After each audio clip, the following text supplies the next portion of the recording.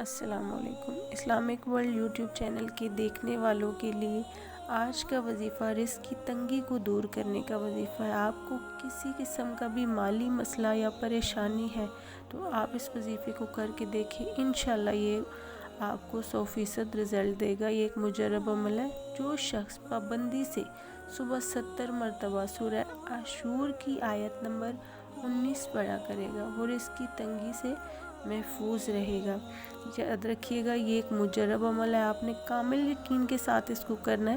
آیت میں آپ کو اسکرین پہ دکھا دیتی ہوں، آپ نے اس کو یاد کر لیں یا اس کا اسکرین شاٹ لے لیں اور روزانہ صبح اسے پڑھا کریں۔ صبح فجر کی نماز کی بات پڑھیں تو زیادہ مجرب ہے، اگر نہیں پڑھ سکتے تو صبح کے وقت یعنی ظہر کی نماز سے پہلے کسی بھی ٹائم آپ اس کو پڑھ لیں۔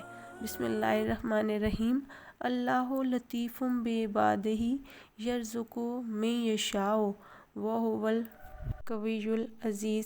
اس آیت کو خشوع و خضوع کے ساتھ پڑھیں، انشاءاللہ اللہ پاک آپ کی مالی مسائل کو حل کر دے گا۔ آمین۔